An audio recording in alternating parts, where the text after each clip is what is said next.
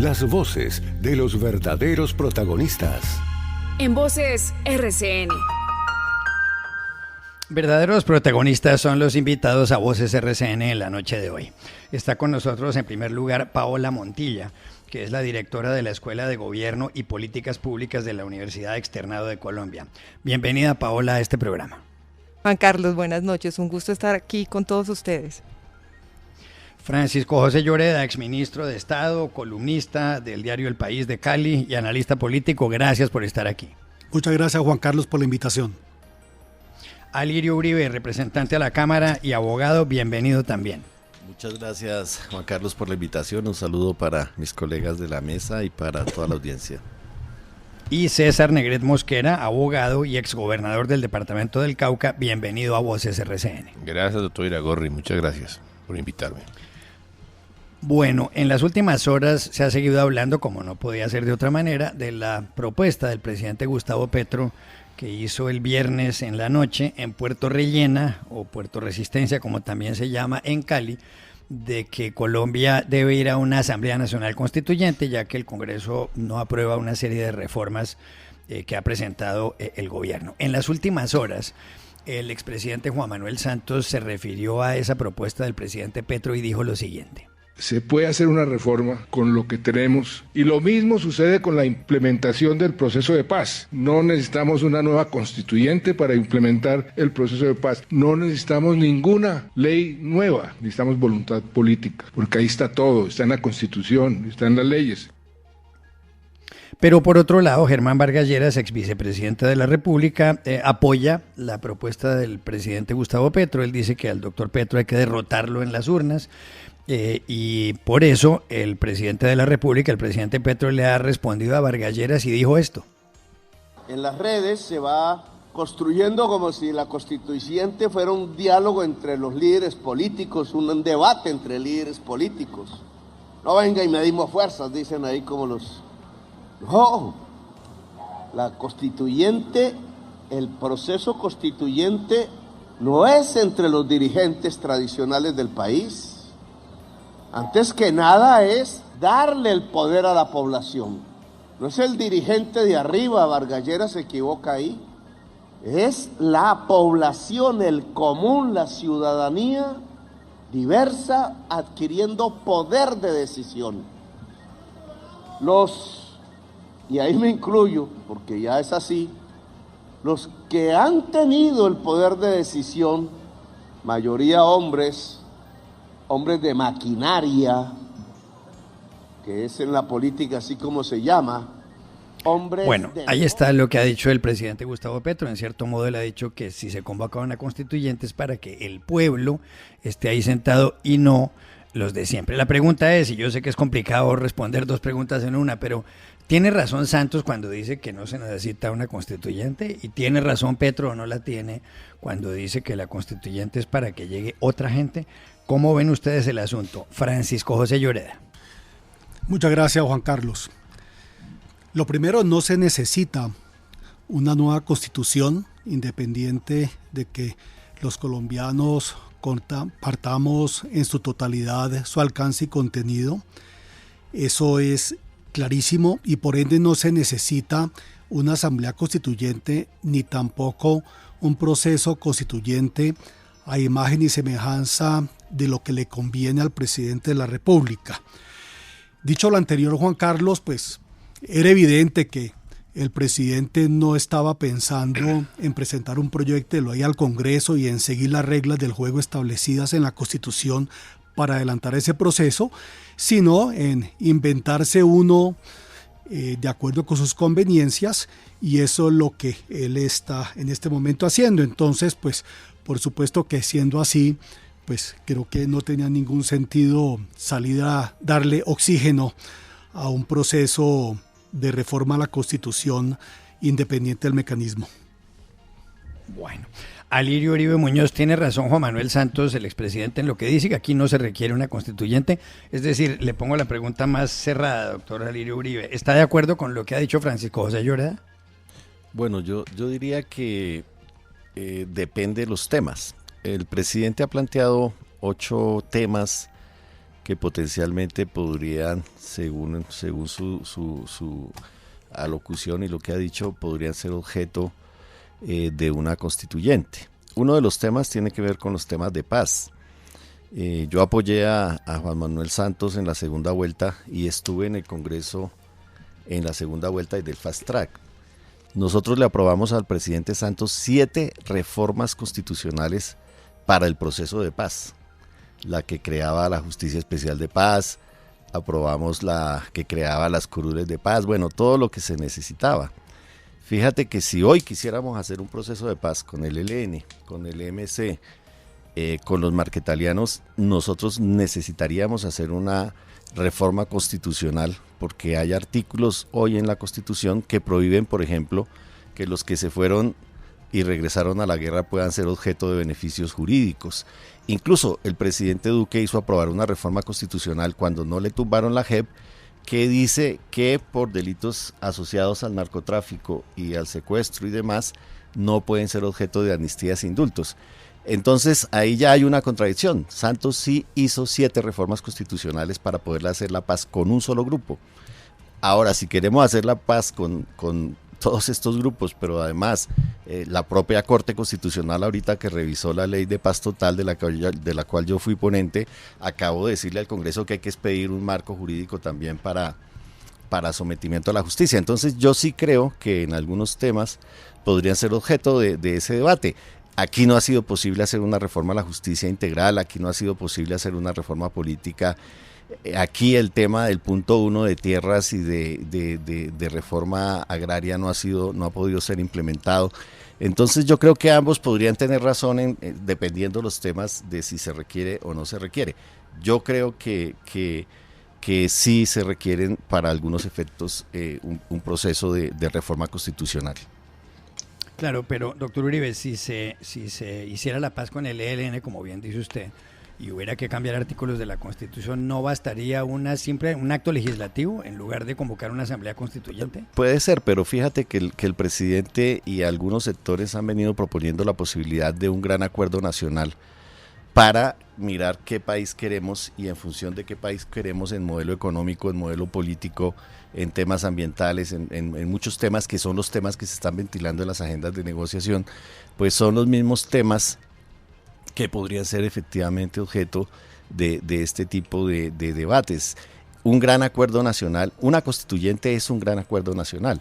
De hecho, yo de entrada diría que la primera condición sería la misma que hubo cuando se usó la constituyente del 91, y es que los que sean congresistas no puedan ser, o hayan sido congresistas no puedan ser constituyentes, precisamente para no llegar con los mismos vicios que tenemos los que hemos pasado por el Congreso. Doctor César Negrete, ¿usted cuál es la conclusión que usted saca de lo que ha dicho el expresidente Santos? ¿Está de acuerdo con él o en desacuerdo? Yo creo que estoy en desacuerdo porque lo que el gobierno necesita es lo que no tiene y es una coalición. El gobierno no tiene coalición, el presidente Petro ante la imposibilidad de pasar las reformas, pues lanza este neonato de la constituyente que no tiene ningún futuro ni ninguna posibilidad, porque si no ha podido pasar una ley de pensiones, mucho menos va a poder pasar una ley que convoca a una asamblea constituyente. A mí lo que me parece es que el gobierno no tiene coalición, y no tiene coalición porque el presidente Petro jamás formó parte de ninguna coalición.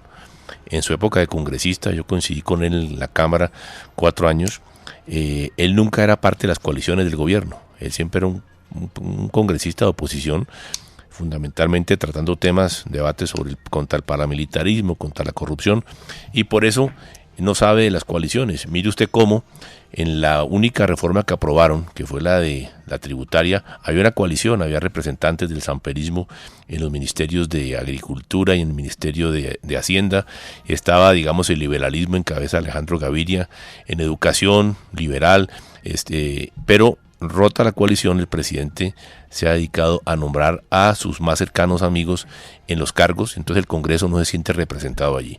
El presidente yo creo que tiene que sentarse, armar una coalición para poder pasar sus reformas, y si quiere una constituyente, a mí me parece que si el Congreso la aprueba, pues vamos a ver muchos que queremos participar de esa posibilidad, porque el país no requiere constituciones nuevas. La constitución quedó muy bien realizada en la carta que hizo César Gaviria en el 91 con el apoyo de grupos, entre ellos el papá del doctor Lloreda fue constituyente en esa oportunidad.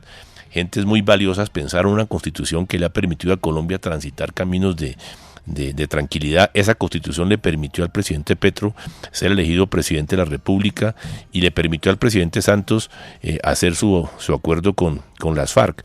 Pero si para cada acuerdo vamos a cambiar la constitución, pues aquí tenemos como 7 grupos que quieren acuerdos de paz, de modo que eso nos va a quedar una colcha de retazos mucho más grande que la que tenemos hoy. Paola Montilla, ¿qué piensa de esto? Yo comparto la posición de Francisco y realmente de César. No es necesaria hacer una reforma constitucional, porque además, como lo dice el doctor Alirio, hay 8 puntos. Dentro de esos 8 puntos yo señalaría 3 que ya se vienen trabajando. Reforma agraria, ya se acaba o se aprobó ya la jurisdicción agraria. Otro tema relacionado, drogas ilícitas, es un tema que nosotros desde la academia lo denominamos un problema no estructurado. ¿Por qué? Porque no hay consenso sobre cuál es el problema, ni mucho menos de cuál es la solución al problema, y por ende eso no se va a solucionar en una nueva constitución. Tercer tema, el tema del cambio climático. Sí, es un tema sin lugar a dudas que es coyuntural, es un tema relevante para todo el desarrollo del país, pero también tenemos un COMPES, el COMPES 4088, que ya nos habla de cómo se van a reducir los efectos de los gases invernadero para adecuarnos a ese cambio climático. En otras palabras, creo que el sistema político y el régimen político ya en este momento tiene distintos instrumentos y distintas herramientas para atacar los problemas que él dice que se debería atacar, pues solucionar en una reforma constituyente, una Asamblea Nacional Constituyente. Entonces, por ende, creo que la constituyente no es conveniente y sí nos dejaría en un momento de incertidumbre, porque el doctor Vargas Lleras ya comenzaba a nombrar que echar para atrás la circunscripción nacional para el Senado, y creo que es uno de los pocos avances, aquí lo podríamos discutir, pero uno de los pocos avances que se tuvo en este país en el año 1991 fue crear nuevas circunscripciones, cambiar esa circunscripción nacional, y creo que se abriría una caja de Pandora para hablar temas que hasta ahorita podemos discutir si han funcionado de la mejor manera, pero creo que se ha avanzado en ciertos temas. Juan Carlos, Creo que adelante. Permítame complementar lo que aquí se está diciendo, y es, debemos distinguir lo que son reformas puntuales a la Constitución, que se han hecho varias desde el año 91 con distintos fines, con una reforma estructural de fondo de la Constitución, que es lo que resultaría de un proceso constituyente. Son cosas muy distintas.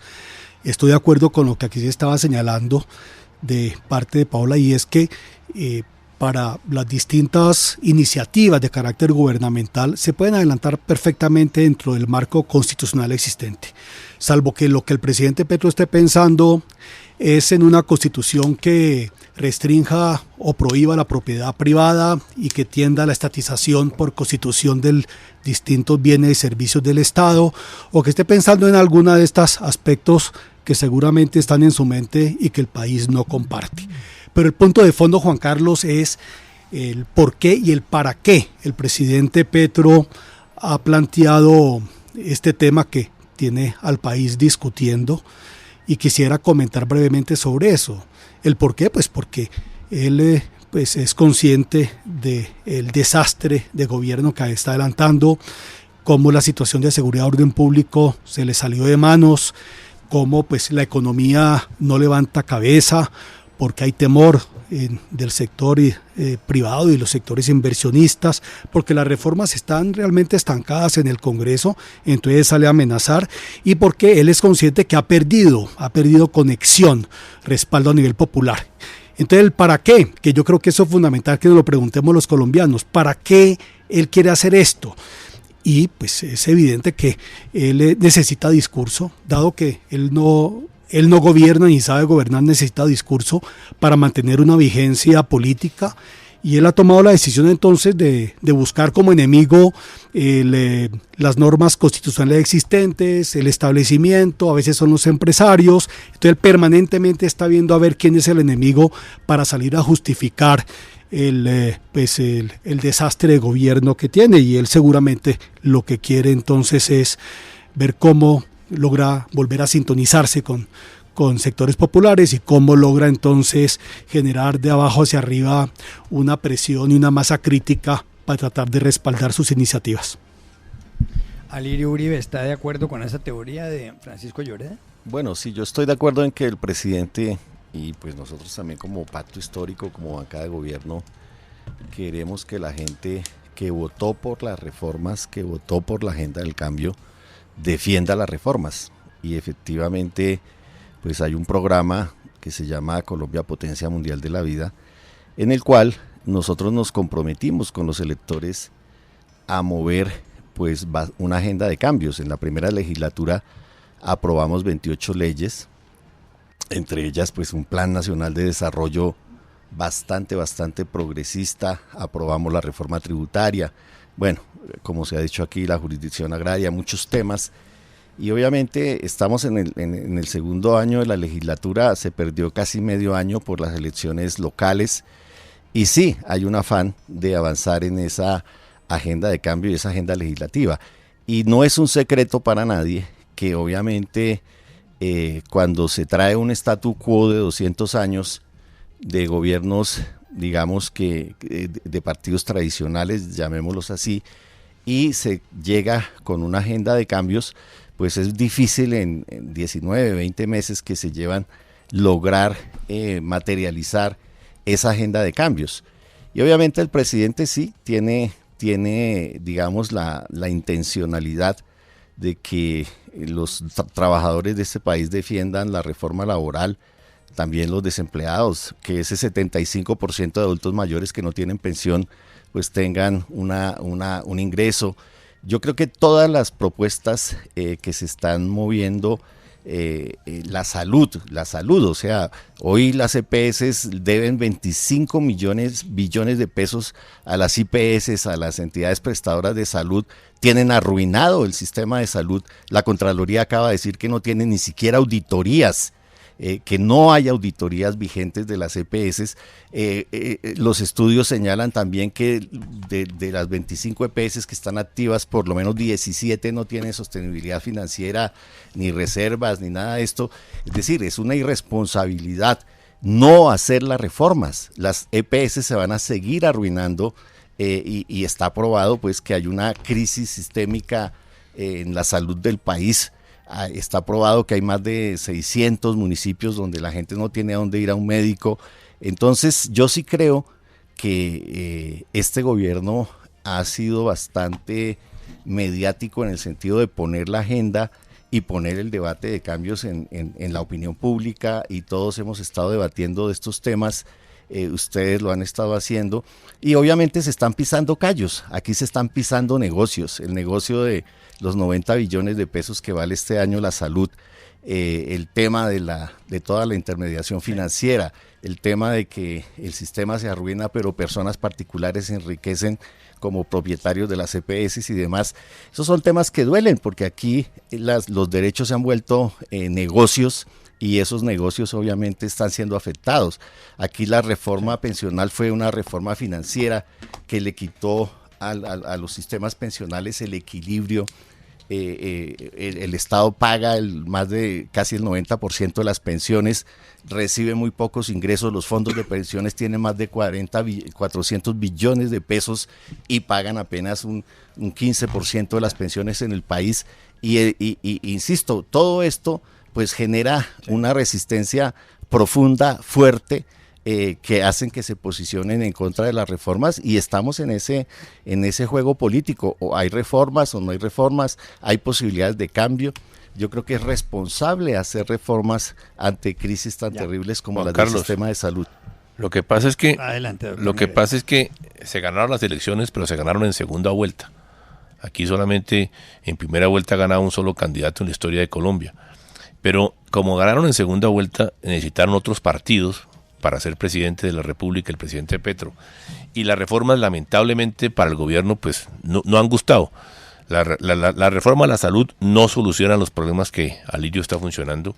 Decir que las EPS todas están quebradas, eso es un cliché con muy poca consistencia que el gobierno ha venido manejando. La mejor forma de ver las EPS fue cómo atendió las EPS y el sistema en la pandemia. Aquí mucha gente viene a beneficiarse de este servicio de salud que tenemos. Muchos colombianos que viven en el exterior se hacen atender en Colombia porque las EPS y los sistemas de salud están funcionando. Lo que no ha funcionado y es lo que el gobierno debería trabajar es el servicio de salud en las regiones, en los municipios, en las zonas apartadas.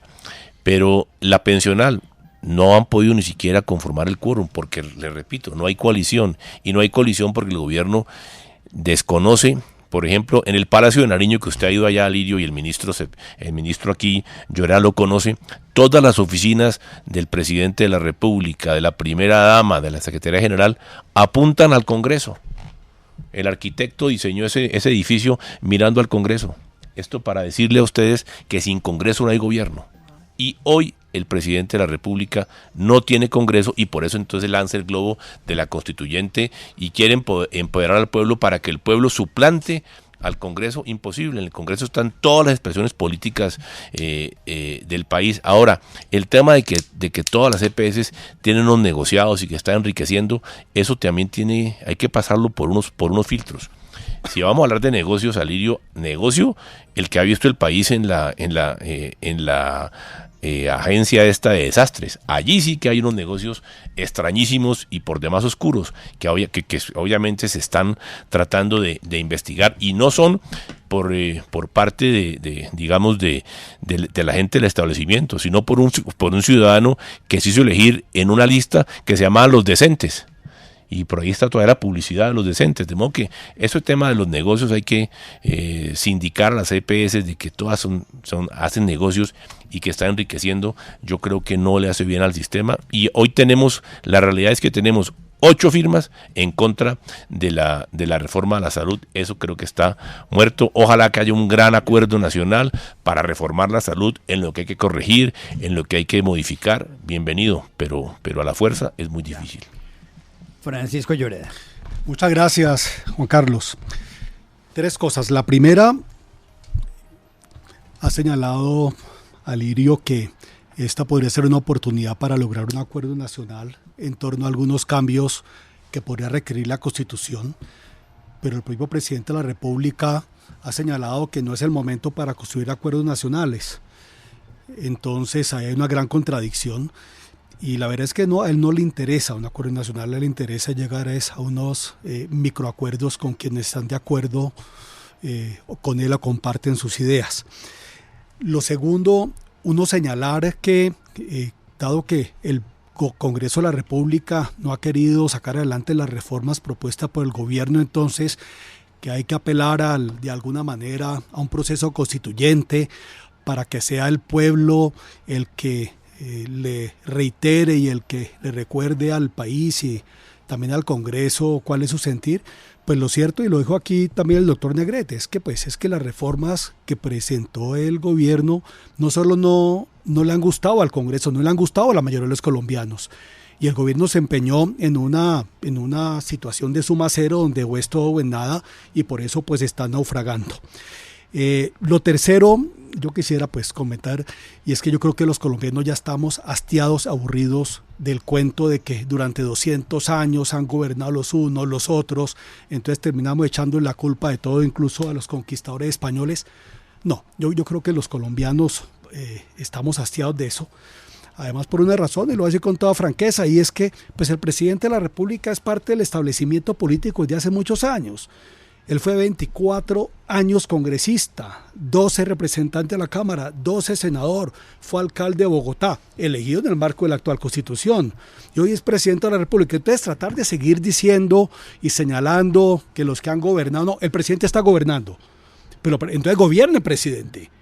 Es el presidente de la República, deje de mirar hacia atrás y deje de echar la culpa de las incapacidades del gobierno a otros, dedíquese a gobernar. Entonces quería señalar eso, Juan Carlos, porque la verdad es que pues todo este discurso de la Asamblea Constituyente, de ver cómo genera una masa crítica para que el constituyente primario entonces se pronuncie a través de reuniones, de grupos, de cabildos, pues esto tiene un fin eminentemente político y que en última lo que está haciendo es dejando una evidencia y siendo casi que una confesión de parte de la ineptitud del gobierno y del propio presidente de la República para gobernar este país. Yo quería adelante, Paola. mencionar dos cosas. La primera, en primer lugar, el presidente Gustavo Petro ha dicho que la constituyente no es para hacer reformas. Entonces, dejemos ese como un punto al lado, ¿no? Podríamos discutir, ¿la reforma pensional es necesaria? Sí es necesaria, porque indiscutiblemente la pirámide poblacional no lo va a requerir en algún momento, pero comparto lo del doctor Negret, es necesario revisar la salud en las regiones, en esa primera atención. Sin embargo, aquí a mí el mensaje que me preocupa es que Gustavo Petro, al decir el gigante dormido se está despertando, el gigante dormido se despierta cada 4 años, es decir, está deslegitimando a los congresistas que están y que fueron elegidos y están diciendo estos no son necesarios y no están representando los electores que hace 2 años los votaron en las urnas. Entonces volvemos al pueblo para legitimar unas decisiones, no, finalmente para eso están el ministro del Interior, los distintos ministros para promover esos consensos. Yo comparto lo que dicen, el gobierno no funciona sin Congreso. ¿Y qué le pasa en el Congreso? No hay coaliciones, no hay consensos, pero esos consensos no se van a construir en una Asamblea Nacional Constituyente, se construyen al interior de los mismos partidos y de los liderazgos que pueden tener los distintos jefes partidarios en el Congreso. Muy bien, tenemos que ir a una pausa y ya regresamos. 7:58 p.m. Continuamos. En Voces RCN. Seguimos en Voces RCN con Paola Montilla, Francisco Lloreda, Alirio Uribe y César Negret Mosquera. El presidente de la República hace un rato en la costa Caribe dio unas declaraciones que son curiosas. Alejandro Villegas, ¿qué dijo el jefe del Estado? Pues se refirió a una especie de vaca que estarían haciendo unos empresarios para reunir un dinero y de esa manera influir en la conformación de una eventual asamblea constituyente y de paso sacarlo del poder. Esto fue lo que dijo el presidente allí en ese evento. Es la que quiere la oligarquía. Allá hacen reuniones con algunos empresarios en Barranquillas para ver si se reúnen 100.000 millones de pesos para comprar votos para tumbar a Petro si es que hay constituyente ya. Los berracos ya están pensando en comprar los votos para ver cómo se saca a Petro, no en ver cómo se hace aquí un acuerdo para salir. Y esa declaración, Iragorri, pues se da 24 horas después de que acusara al expresidente Iván Duque de ser la cabeza de un supuesto complot para dar un golpe de Estado con funcionarios también de su administración. Muy bien, ¿creen ustedes que esta conspiración es real o es un invento? Paola Montilla, ¿qué opina usted? No, yo creo que, no sé si un invento, pero no tiene una justificación en una realidad muy clara. Yo creo que en general América Latina ha avanzado tanto en esos procesos de consolidación democrática y los ciudadanos, pese a que no estén satisfechos por la democracia, sí creen en las instituciones. Y creo que ningún presidente, ni expresidente, ni político en este momento quiera tomarse el poder por vía de las armas o a partir de algo que además va a ser censurado por toda la opinión internacional. Entonces yo no podría afirmar que no es un invento, pero creo que es una afirmación que carece de fundamento y más en un país donde las instituciones son respetadas y donde los políticos en general no todos, aquí podríamos hacer un asterisco, pero que se apegan a esas reglas institucionales.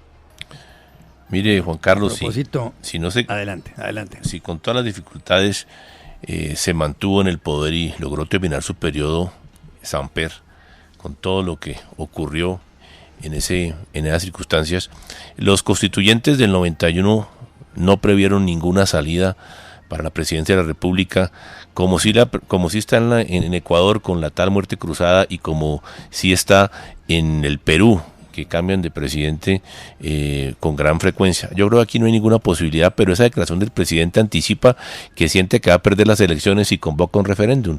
Es decir, está anticipando que va a perder las elecciones y que se van a comprar los votos. Si hay constituyente, hay elecciones. Si hay elecciones, pues él tendrá que garantizar para su proyecto unas mayorías. Creo que sabe que no las tiene y por eso lanza el globo de que hay una vaca para financiar compra de votos. Ahora, dicho esto, también hay que decir que gobernar un país con 37 partidos políticos y con 37 dadores de avales, pues es bastante complejo. Este es un país de cosas curiosas, Juan Carlos. Ayer nomás veíamos la indignidad de un expresidente del Consejo de Estado pidiendo puesto por derecho de petición.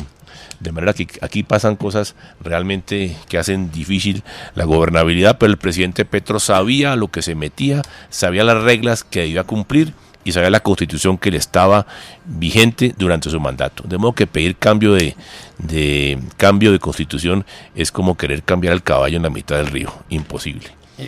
¿Cuántos partidos políticos dijo usted, doctor Negrete? Creo que son 36 los generadores de avales. 36, eso es porque la Corte Constitucional se dedicó a regalar avales. Ahora cada persona tiene su aval. Antes las familias presidenciales les dan un noticiero, ahora les dan la posibilidad de crear en su partido y que repartan avales. Bueno, que muchos saludos ahí de unos de los... Mire, a propósito de la frase suya, el general Charles de Gaulle, el hombre que ganó la Segunda Guerra Mundial para Francia, el hombre que se inventó... Pero desde Londres. Una frase divertida, sí, desde Londres, pero tenía una frase distinta cuando gobernaba Francia, decía que era muy difícil gobernar, refiriéndose a su país, por supuesto, decía, ¿cómo se puede gobernar un país con 246 clases de queso? Fíjese, si hay partidos acá en Francia la cosa era complicada también. Alirio Uribe, ¿usted cree lo que dice el presidente Gustavo Petro? ¿Realmente puede haber una serie de personas en la costa reuniendo plata para tumbarlo? Bueno, yo no sé qué fuentes pues tendrá el presidente o la inteligencia para hacer esas afirmaciones, pero aquí sí ha habido políticos y personas que claramente han llamado a tumbar al presidente y no hay que dejarlo terminar el mandato. Y eso sí se ha dicho públicamente y demás. Ahora, yo espero que no se vaya a dar pues una intentona de ese tipo. Yo lo que sé es que las clases políticas tradicionales le apuestan a que este gobierno fracase, obviamente, porque quieren volver al poder, porque pues quieren que un gobierno por primera vez que hace propuestas de cambio con otro enfoque, pues fracase. Fíjense que aquí dijeron que el dólar se iba a disparar y que iba a haber una crisis económica y que no sé qué. El dólar está por bajo de los 3.900 pesos. Aquí sí se mantiene la inversión extranjera, aquí se mantiene el crecimiento económico, aquí los empresarios siguen ganando plata, el presidente se ha reunido con los empresarios. Tampoco es cierto que en el Congreso pues todas las bancadas estén en contra del gobierno. Esta semana votamos 2 mociones de censura. La moción de censura del ministro de Salud, que le han hecho ya 7 y 96 votos en contra de la censura y 31 a favor en la Cámara. Y se votó en la plenaria del Senado la moción de censura al ministro de Defensa, que ha venido haciendo un gran trabajo, y la moción también fue negada. Es decir, lo que quiero decir, y estamos votando, ahorita acabamos de votar, vengo del Congreso, un proyecto de ley sobre el tema de corrección de personas que tienen diversidad sexual y demás, prohibiendo esas prácticas de tortura y demás, y las votamos de consenso. Algunos conservadores se hicieron a un lado, etcétera, pero es decir, el Congreso sigue funcionando. Empezamos a votar hoy la ley estatutaria sobre educación. O sea, si ustedes me preguntan en agenda de cambio cuántos proyectos hay en el Congreso, son por como 40 que están andando. Se han visibilizado 3 que son los que les disparan más duro, que es la salud, la laboral y la pensional, precisamente por los contenidos empresariales que hay allí, los negocios que hay allí, la captura corporativa que tiene el Congreso. O sea, ahí están las EPS y los bancos y todos estos financiando las campañas políticas y los partidos, que hacen que también el Congreso se mueva en función de intereses. En el Congreso rueda la plata para comprar voluntades, para que no se hagan los cambios. Fíjese que el Grupo Aval fue de los principales financiadores también del doctor Petro. De modo que ese tema de la financiación... Sí, ellos le ponen, como hizo Derbez, le ponen plata al primer caballo y al segundo para ganar con todos, tú lo sabes. Entonces, obviamente, eso es parte y tú mismo planteabas el problema de los partidos. O sea, hay que hacer una reforma política. El Congreso no va a votar una reforma política. La experiencia que yo tengo de 2 periodos en el Congreso es esa, es que el Congreso no se autorreforma para mejorar las prácticas políticas y demás. Entonces sí se necesitan cambios que son estructurales y demás, pero tampoco es que haya pues una crisis o lo que sea. El Plan Nacional de Desarrollo va a avanzar independientemente de que pasen las reformas o no. hay un plan nacional de desarrollo, hay una caja que se hizo con la ley de regalías, con la ley de presupuesto, con la reforma tributaria, etcétera, y el gobierno tiene que ejecutar. En eso coincido con los colegas aquí de la mesa, que el gobierno tiene que gobernar y tiene que ejecutar, y eso se va a hacer y se está haciendo. Y yo no creo que todo sea, pues, como se ha dicho, lo que pasa es que los medios no le abonan nada al gobierno. Todo lo que el gobierno hace es malo, es porque hay un interés también de los medios de comunicación desde mi punto de vista. Nosotros hemos contabilizado, ¿sabe cuántos mensajes diarios contra el gobierno? 2 millones de mensajes en contra del gobierno, a través de las redes sociales, TikTok, Instagram, etcétera. Uribe, pero le voy a decir una cosa, doctora Lirio. ¿Y cuántas del presidente en contra de los empresarios, pues en contra de los medios, en contra de todo el mundo? Pero mire, antes de dar la palabra a Francisco Lloreda, pero acuérdese que quienes decidieron en los medios rebajar la línea ética, hoy está embajador en Chile, de manera que en el tema de los mensajes de las redes sociales, de modo que eso no es tan fácil. Y la medalla de la economía que tú decías, hay que colocársela a la Carta del 91, que garantizó la independencia del Banco de la República. La situación económica tiene mucho que ver con la independencia, por eso te digo. Todo se ha respetado. Pero cuando uno ve que el ministro de Hacienda, cuando uno ve que el ministro de Hacienda anticipa, no es ningún arbitrario. Pero cuando tú ves que el ministro de Hacienda dice que en octubre no va a haber caja, uno se preocupa. Bueno, un poco de orden. Pero un segundo, antes de continuar con Francisco Lloreda, doctora Lirio Uribe, usted dice que todos los medios están. Yo le apuesto que usted no puede, este es el programa de opinión de esta casa que es RCN Radio. Usted nunca en este programa, que es el de opinión, ha oído que alguien de esta casa esté criticando al presidente o elogiándolo. Simplemente damos noticias y hay un debate. A todos los programas, y usted es testigo de eso, a todos los programas que hacemos aquí en Voces RCN están invitados normalmente 2 personas que son más bien de centroizquierda o de izquierda, más afines al gobierno, o por lo menos son de centroizquierda, como pasaba con el gobierno anterior de Duque, como pasaba con el anterior de Juan Manuel Santos, como pasaba con el anterior de Álvaro Uribe. ¿Usted ha sentido alguna vez que aquí haya habido algún tipo de censura contra las personas que están en la bancada de gobierno, doctora Lirio? No, jamás he sido censurado. Entonces, y de lo hecho, que le quiero decir, y perdóneme siempre... que yo me meta aquí, y perdóneme que yo me meta aquí, pero usted está mintiendo. Y quienes dicen eso aquí mienten porque están sentados en una silla donde siempre están invitados. A mí me sorprende. Yo le daría una encuesta a los colombianos. Yo le daría una encuesta a los colombianos y la gente no prende el radio a las 4 de la mañana y lo apaga a las 12 de la noche. De las encuestas, y todo el tiempo le están dando palo al gobierno. O sea, es así, Juan Carlos. Es así. Doctora Lirio Uribe, eso es otra cosa, pero le repito, este es el programa de opinión política de RCN Radio. Obviamente, es tu programa y es muy bueno, es democrático. Es el programa de RCN Radio. Sí, está muy bien. Y si usted ve, y permítame para continuar, porque me parece que no es mi función ponerme aquí a debatir, pero si usted lee incluso los tweets que hago yo, simplemente son comillas poniendo las frases que ustedes dicen. Yo ni siquiera opino. Muy profesionalmente, Juan Carlos, yo lo he reconocido siempre. Perfecto. Entonces vale la pena que lo diga. Vale la pena que lo diga en voz alta, y entonces que no diga que todos los medios, porque me parece que es una exageración. Por lo demás, el gobierno ha hecho cosas buenas y ha hecho cosas malas. Bien, pero quiero continuar, perdón por este paréntesis. Francisco Lloreda, ¿usted cree lo que ha dicho el presidente sobre que están haciendo vaca en la costa unas personas para tumbarla? El presidente, a lo largo de su carrera política, siempre ha buscado jugar a ser víctima. Ha jugado a victimizarse, eso es lo que lo ha llevado siempre a buscar enemigos externos, a culpar a otros de todos los males. Y yo creería que aquí hay que distinguir. Una cosa es cuál es el proceso que se avanza relacionado con la financiación de la campaña del presidente de la República, y donde pareciera que existe, pues no solo sobrepasaron los topes, sino que de pronto pues terminaron recibiendo recursos del narcotráfico, y en ese caso pues sería el presidente tumbándose a sí mismo, porque si terminan siendo ciertos esos hallazgos, si se terminan probando, pues entonces ese es un tema. El otro es señalar que lo quieren sacar, que lo quieren tumbar.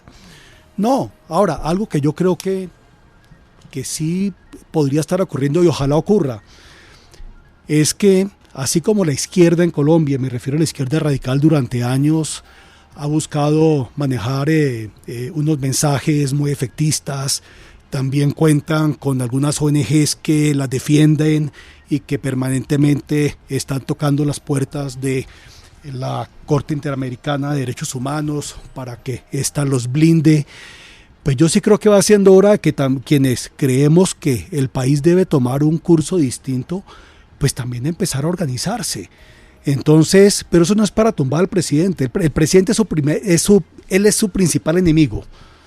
Entonces, pues la verdad es que no necesita quienes estén viendo cómo le buscan la caída, porque él es, repito, digamos, quien como su principal enemigo. Pero hay un punto que me parece importante resaltar aquí, y es que así como yo hablaba de los famosos 200 años, de reivindicaciones, en fin, pues al presidente y a algunos de la izquierda radical les encanta hablar de la oligarquía. Disculpen que les diga, pero yo les hago una apuesta, y es que sin duda alguna el presidente de la República, en los últimos 20, 25 años, en que fue congresista, alcalde y ahora presidente, tanto por ingresos como por patrimonio, él está en el 1% de la pirámide de la población de este país. O sea, él es un oligarca.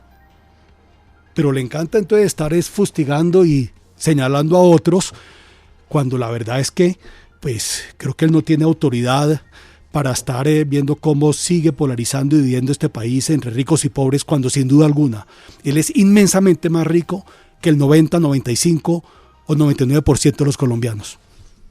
Ya, bueno, óiganme, les tengo un último tema en estos 10 minutos que nos quedan y tiene que ver con Venezuela. Quiero irme al régimen de Nicolás Maduro. Hoy el fiscal general venezolano dijo que se habían capturado a 2 personas, Henry Alviares, que es el coordinador nacional de 20 Venezuela, y Dignora Hernández, que es la secretaria general del mismo partido. Ese es el partido de María Corina Machado, la candidata opositora que ganó ampliamente las elecciones primarias en el mes de octubre y que está inhabilitada, incluso por la Corte Suprema de Justicia venezolana, para tomar parte, para competir en las elecciones presidenciales del 28 de julio. También ha habido orden de captura, según dijo el fiscal general, contra otros 7 miembros de esa colectividad. Yo les quisiera preguntar si el gobierno colombiano debería pronunciarse o no con respecto a lo que está pasando en Venezuela en este caso, o si lo que pasa es que por tener Venezuela algo que ver en los procesos de paz de Colombia, debería mantenerse al margen. Doctor Alirio Uribe, ¿cuál es su opinión?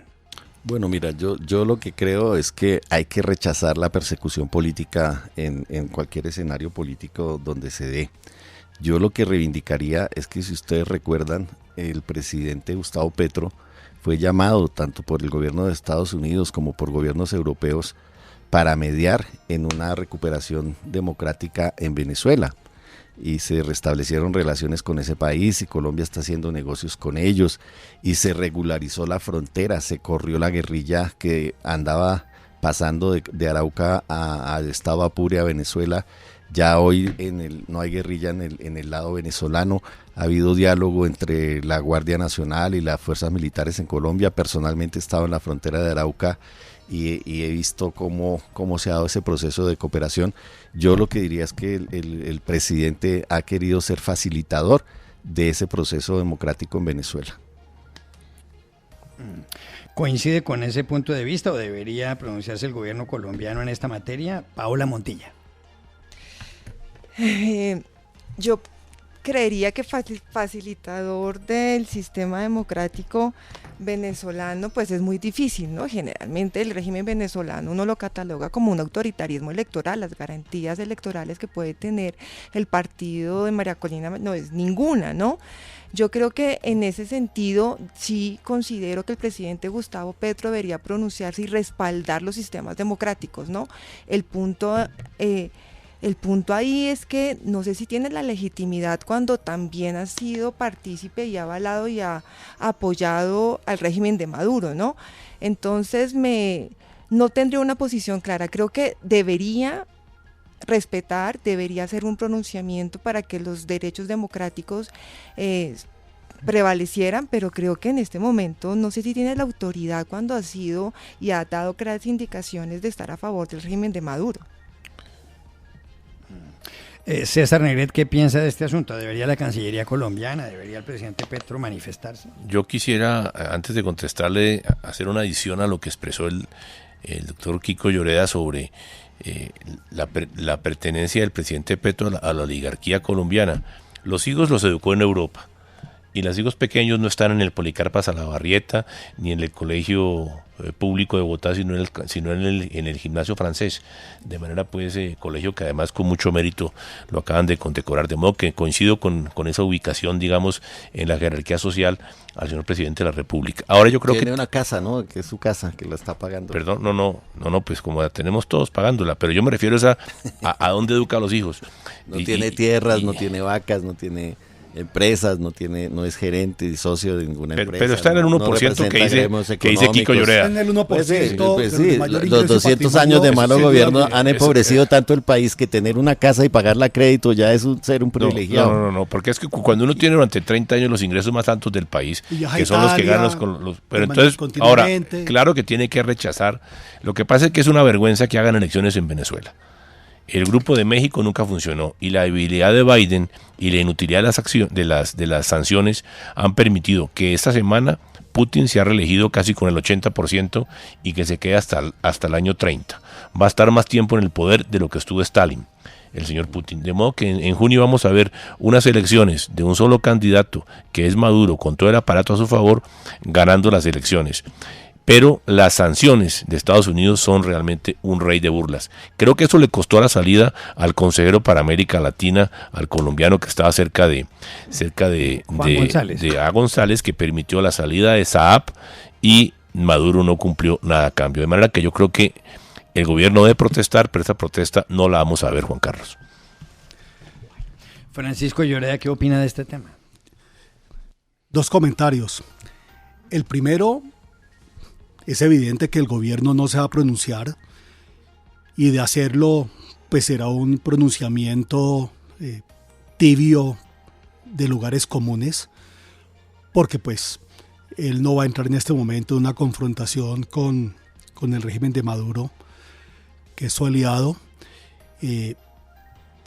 Lo segundo, pues sí es muy preocupante lo que está pasando en Venezuela. Estoy de acuerdo con el doctor Negret. Vamos necesariamente camino a una reelección totalmente fraudulenta del presidente Maduro. E infortunadamente, hay que decirlo, pues los Estados Unidos no han jugado el rol que tenían que haber jugado. El Estados Unidos le ha dado prioridad a sus intereses económicos, y por eso pues no ha querido enemistarse totalmente con el régimen de Nicolás Maduro. Esto por cuestiones energéticas principalmente, y lo que terminó haciendo Maduro es que pues inhabilitó a María Corina, y de esa manera entonces sepultó cualquier esperanza en Venezuela de un cambio. Entonces eso es lo que viene. Estoy de acuerdo con el doctor Negrete, eso es lo que viene, y es muy infortunado. Le quería preguntar finalmente a Lirio Uribe qué solución puede... Claro, todo el mundo se pregunta qué remedio hay para Venezuela, pero ¿no será que la única solución está allá adentro? Porque se ha pronunciado con respecto al régimen de Maduro todo el mundo, ¿no? Estados Unidos, hay sanciones, la Unión Europea, hay sanciones, algunos países vecinos, etcétera, etcétera. Y por supuesto Maduro tiene unos respaldos de ciertas naciones, de Irán, de Rusia, de Cuba naturalmente, Turquía. Y demás. ¿No será que mientras la solución no esté adentro no hay remedio? Pues yo creo que sí, yo creo que hay que hacer un diálogo político, y tienen que hacerlo. Yo veo en Venezuela tanta gente tan brillante, tan emprendedora, tan trabajadora, con tantas cosas. Bueno, es un país hermano, tenemos 2.200 kilómetros de frontera. Yo creo que Venezuela necesita una oportunidad. Ha sido uno de los países con el quinto productor de petróleo en el mundo, y uno nos explica pues toda la crisis que hay allá. Nosotros hemos recibido 2 millones de venezolanos. En su momento Venezuela recibió como 3 millones de colombianos.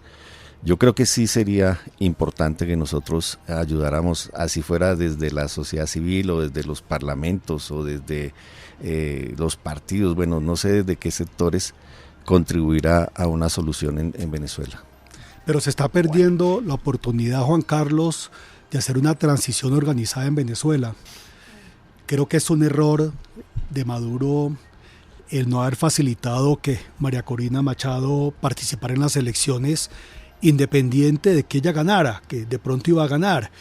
Y eso hubiese facilitado un proceso de transición hacia una democracia real en Venezuela, pero lo que estamos viendo es un proceso de atornillarse en el poder a como dé lugar, y creo que independiente que lo vaya a lograr, y creo que lo va a lograr, eso no le conviene a Venezuela, y eso pues cualquier acción de otros países para tratar de que eso no continúe así, pues terminan siendo un poco infructuosos. Paola. Yo quería remitirme a un tema, perdón, pero se me quedó en el tintero y lo quiero decir. Realmente hay estudios que demuestran que sí, indiscutiblemente, un alto porcentaje de tweets, por ejemplo, que saca la vicepresidenta, no sé, alrededor del 90%, se me escapa ahora la cifra, sí generan un sentimiento de odio y sentimientos negativos. Creo que eso sí hay evidencia que lo demuestra. Sin embargo, y más allá de volver a decir si Gustavo Petro es de la oligarquía o no, lo que está demostrando es que si vivimos en un país completamente polarizado, es un estudio que tal vez se los comparto, lo muestran los tweets, siempre genera, aunque se ponga una camiseta de la Selección Colombia para únicamente apoyar, eso ya genera un tuit negativo y una sensación negativa en las redes, ¿no? Estamos en un país muy polarizado y creo que seguir discutiendo si somos parte de la oligarquía o si se tiene que llamar nuevamente al pueblo, eso es lo que nos está generando, es más diferencia. Creo que son discursos un poco ya en este momento sin prevalencia, sin fundamento, y que sí están acarreando una mayor polarización.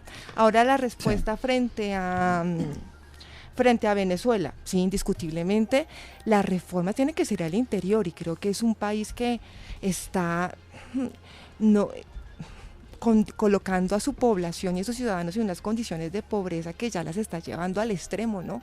Si eso no hace un llamado a la sensatez y a que se vuelva a hacer un acuerdo político y a que en general se vuelvan a reevaluar las fuerzas, no sé qué debe pasar para que eso suceda, pero indiscutiblemente la claro, solución tiene que venir del interior.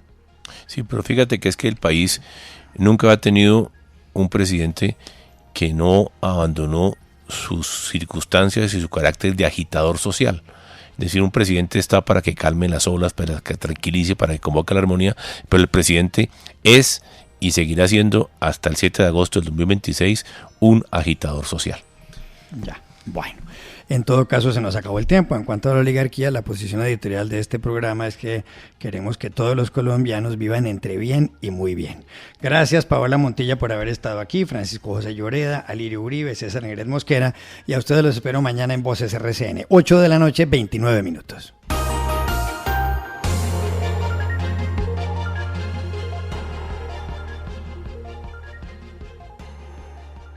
Voces RCN.